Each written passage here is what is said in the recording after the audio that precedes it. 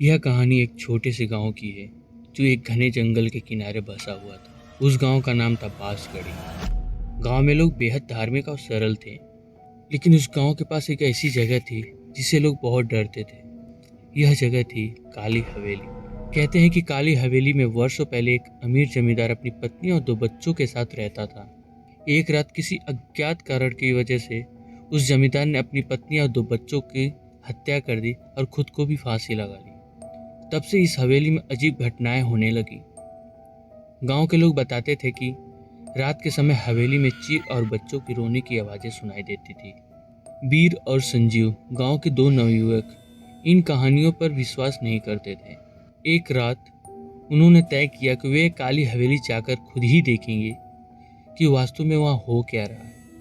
दोनों ने अपनी योजना बनाई और एक रात अंधेरे में काली हवेली की ओर निकल पड़े। जब वे हवेली के पास पहुंचे तो उन्हें वहां का माहौल बेहद भयावह लगा। हवेली के दरवाजा खड़खड़ा रहे थे और अंदर से हल्की सी रोशनी झलक रही थी।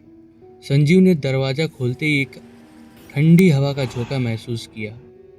वीर ने लालटेन जलाकर हवेली के अंदर पहला कदम रखा। जैसे ही वे अंदर पहुंचे, उन्हें अजीब सी आवाजें सुनाई देने लगी। दोनों ने एक कमरे में प्रवेश किया जहां दीवारों पर खून के धब्बे और फर्श पर टूटे हुए खिलौने पड़े थे। अचानक उन्हें किसी बच्चे की रोने की आवाजें सुनाई देने लगी। वीर और संजीव ने आवाज की दिशा में चलना शुरू किया। तभी एक दरवाजा अपने आप खुल गया। दरवाजे के पीछे एक पुराना कमरा था जिसमें एक औरत की आकृति दिखाई दी। वह औरत धीरे धीरे उनकी ओर बढ़ने लगी।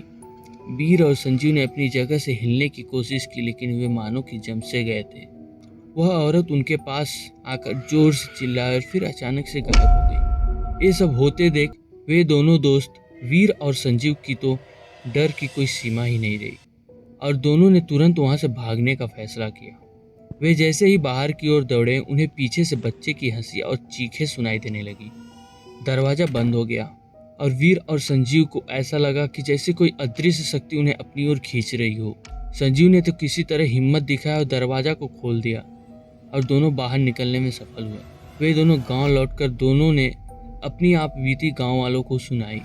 गांव के एक बड़े बुजुर्ग ने कहा कि काली हवेली की आत्माएं उन्हें जाने दिया, लेकिन हर कोई इतना भाग्यशाली नहीं होता। वीर और संजीव ने कसम खाई कि वे कभी भी इस हवेली के पास नहीं जाएंगे। दोस्तों, यह भूतिया कहानी मेरे चैनल की पहली कहानी है। आशा करता हूँ आप लोगों को पसंद आया हो। अगर वीडियो पसंद आया हो तो वीडियो को लाइक कर दें, चैनल को सब्सक्राइब कर दें और आपका प्यार और सपोर्ट ऐसे ही बनाए रखें। धन्यवाद।